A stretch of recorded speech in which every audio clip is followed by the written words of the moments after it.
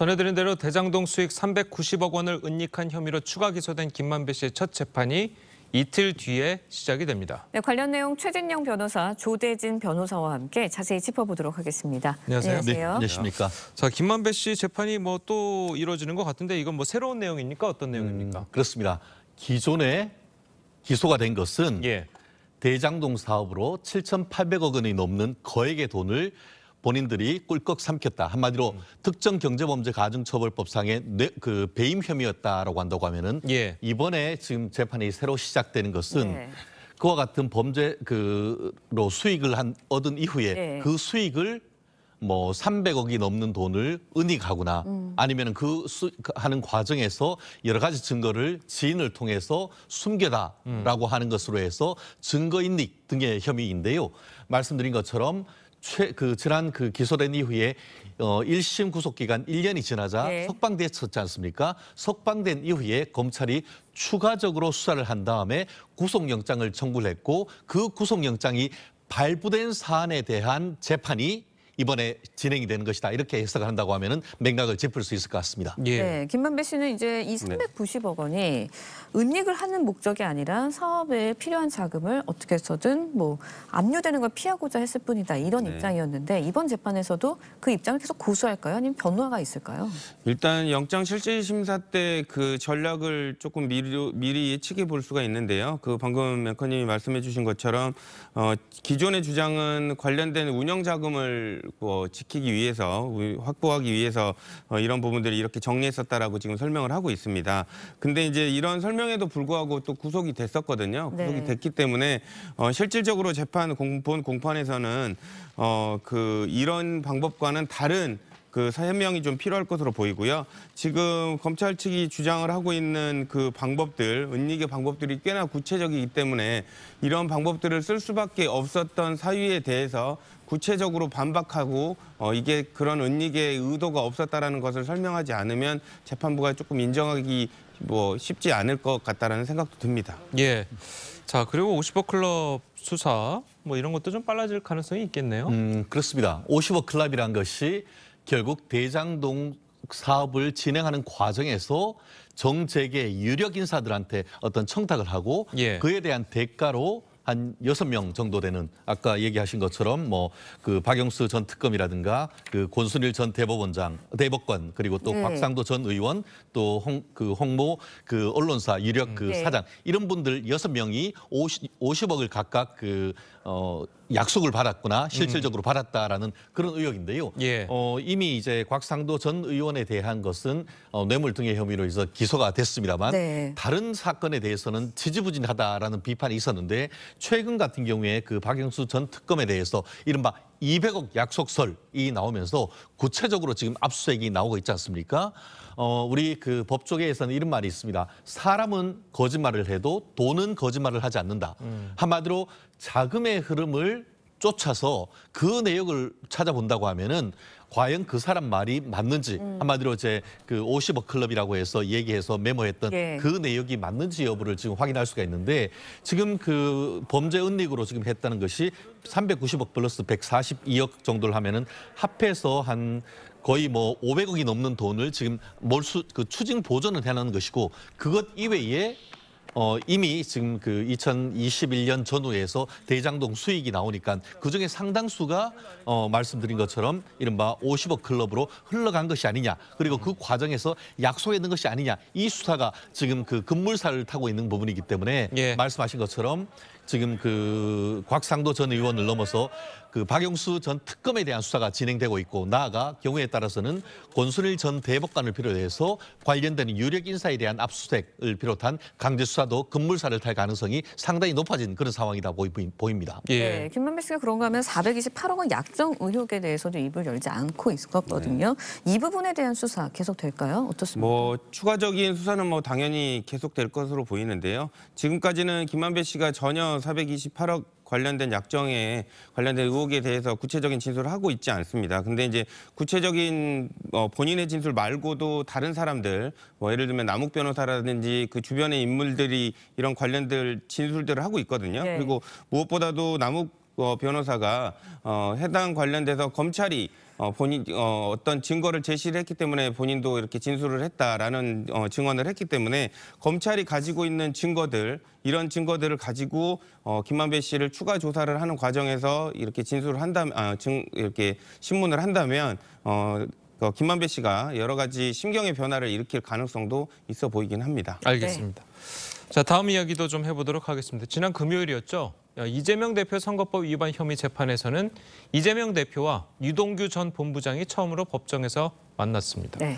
자, 당시 뭐 법정에서 이런 일이 있었다 저런 일이 있었다 이야기들이 좀 나오고 있는데 좀 어떻게 좀 보셨습니까? 그 당시. 그렇습니다. 뭐 사실 지난 주말 서울시를 비롯해서 일원에는 봄이 왔지만 이 서초동 이 법정에서는 한랭 정선이 흘렀다 이런 얘기가 나오지 않습니까? 결국 이재명 그 전 성남시장과 지금 그의 측근이라고 할 수 있는 유동규 씨 사이에 눈도 마주치지 않고 쌀쌀했고 특히 지금 유동규 씨 같은 경우에는 그렇게 도움결의를 하고 장비를 자처했지만 이 법정에서는 이재명 대표를 이재명 씨 라고 부를 정도로 어떻게 보면은 그 마음에 담아둔 것이 많았다 이런 것 같은데요. 사실 오후부터 6시 넘어서까지 검찰의 그 주신문이 굉장히 이어지는 동안 보면은 그 본인의 어떤 하고 싶은 말은 다 했고 다만 그럼에도 불구하고 주신문이 준비했는 내용이 6시가 넘어가면서 본인이 그 눈 수술을 하고 또 그런 부분 어떤 건강상의 문제로 좀 나중에 이어서 하면 어떻겠나 하는 증인을 그 얘기를 하면서 결국 다가오는 4월 14일에 원래는 그때는 이재명 대표 측에 반대 신문을 하려고 했는데 먼저 검찰에 남아있는 주신문을 마치고 이재명 대표 측의 어떤 주신문으로 이어져서 경우에 따라서는 다음 4월 중순에 있을 재판까지 유동규 씨의 날선 어떤 그 이재명 대표를 위한 증언이 이어지는 그런 맥락이 이어지는 것 같습니다. 네, 그런가 하면 유 전 본부장 이날 김문기 처장으로부터 이재명 대표 따로 통화를 했다라는 말을 들었다 이렇게 증언을 하기도 했는데 유 전 본부장의 진술 증언들이 아무래도 이재명 대표에게도 많은 영향을 끼칠 수밖에 없을 것 같아요. 그 유동규 본부장은 뭐 알려진 대로 이재명 대표하고 아주 밀접한 관계에 있었던 사람이고 관련된 사실관계들을 많이 알고 있다라고 지금 추측이 되고 있는 상황에서 지금 이재명 대표에게는 아주 불리한 진술들을 많이 하고 있는 상황이죠. 그런데다가 지금 뭐 본인이 들었다. 어떤 구체적인 상황, 전화 통화하는 상황을 들었다라고 얘기를 하고 있기 때문에 관련된 사항을 본인도 들었다라고 주장을 하는 부분에 대한 신빙성, 이 부분을 얼마만큼 믿을 수 있는지에 관련된 부분이 재판부가 이거를 어느 정도 믿어줄지에 관련된 부분이 되게 핵심일 것으로 보입니다. 근데 이제 그 유동규 본부장의 지금 진술을 보면 상당히 구체적인 부분들이 있거든요. 상황이나 장소라든지 그 내용에 관련돼서 상당히 구체적인 진술을 하고 있기 때문에 이런 부분들을 재판부가 구체적이니까 믿을 만하다 이렇게 생각을 할 수도 있고 너무 구체적이면 또 거짓일 수도 있거든요. 그러니까 이런 부분들이 어느 정도의 그 비중을 갖고 있는지를 재판부가 아주 면밀히 판단할 것으로 보입니다. 알겠습니다. 자, 그리고 이재명 대표 측이 이야기한 게 있어요. 이제 과거 호주 출장을 갔다 왔는데 왜 어떻게 모를 수가 있냐라는 그것에 대해서 호주 출장을 패키지 여행에 이제 비교를 했습니다. 보통 우리가 뭐 패키지 여행 가면 매일 뭐 차 타고 다녀도 서로 잘 모르지 않느냐. 그게 이제 또 사람마다 다를 수가 있는데 패키지 여행 가게 되면 그래도 이 사람이 어디서 왔고 누구고 누구 아들이고 누구 딸이고 정도는 어느 정도는 좀 알 텐데 자, 어떻게 좀 이렇게 비유를 할 수가 있을까요? 이재명 변호인 측의 무리수다 이렇게 얘기할 수가 있을 것 같습니다.